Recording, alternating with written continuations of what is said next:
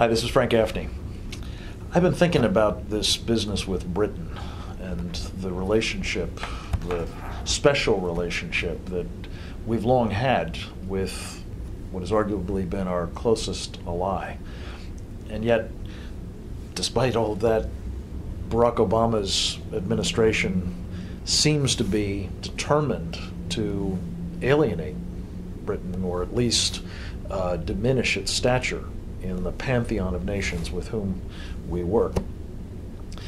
This has been evident, of course, in recent days as the president sent back a bust of Winston Churchill that had been given by Tony Blair to George W. Bush in the immediate aftermath of 9/11, a gratuitous affront, it seemed, on the face of it. Then more recently, just the past few days, when Blair's successor, Gordon Brown, came to the United States, he was treated pretty much with the back of the hand by Barack Obama. He was both given an official gift that can only be seen as demeaning, a set of classic American DVDs. As Mark Stein says, they wouldn't even play in a British DVD player. Then he, was given only a sort of cursory opportunity to speak to the press with the president in the Oval Office, and then not accorded the opportunity to have a press conference side by side with the president, the kind of treatment that is afforded most heads of state when they visit. But that's really only part of it. You're seeing, I think, in the words of a State Department official, the explanation given for this, and I want to read it to you because it's really extraordinary.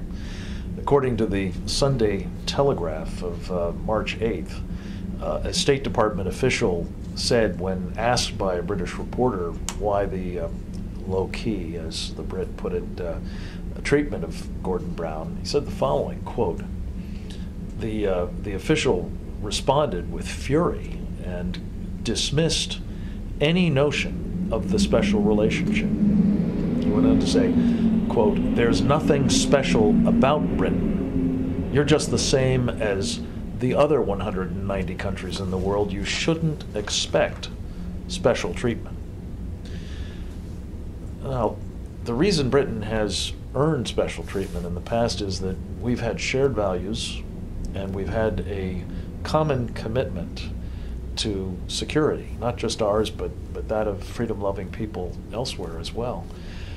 And it's really worrying that this relationship seems now to be fraying, if not being severed, by the Obama administration, especially since some of the things that Gordon Brown is doing in Britain are suggestive of an attitude that I'm afraid is shared with Barack Obama towards Sharia, this theo-political legal program we've talked about before that has as its purpose, its stated purpose, according to authoritative Islam, the destruction of the Western world, of freedom-loving societies, of constitutional governments like ours, in favor of a theocracy, a clerical rule under a caliphate.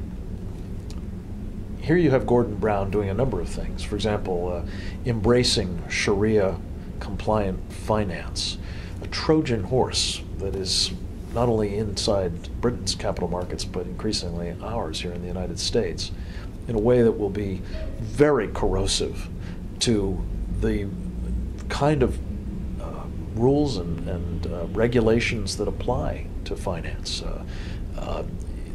No disclosure of what Sharia is about, for example, a lack of due diligence, a lack of transparency.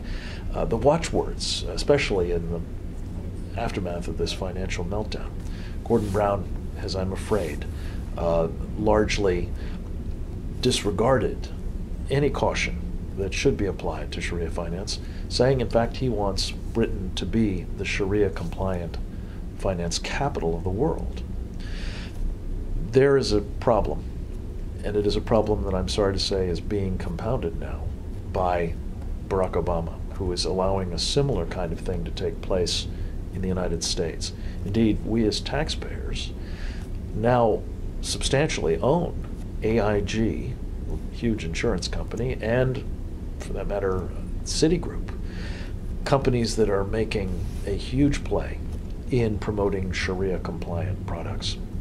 So the irony is, as Gordon Brown is being given the cold shoulder, he's actually doing the sorts of things in Sharia-compliant finance and a host of other areas that I think our own president, Barack Obama, is supportive of, and wrongly so. So at a moment in time when arguably we need a special relationship with Britain, rooted in shared values of the Western attachment to the rule of law, the separation of church and state, the respect for a host of freedoms that are enshrined in our Constitution, we're seeing both that special relationship weakened and, sadly, in both countries, an approach to Sharia that is submissive at best and at worst is going to be acquiescent to its ultimate triumph in the West. A tragedy that I think none of us will want to see, and that all of us should do everything we can on both sides of the pond to avert. Thanks for listening. It's been great talking with you.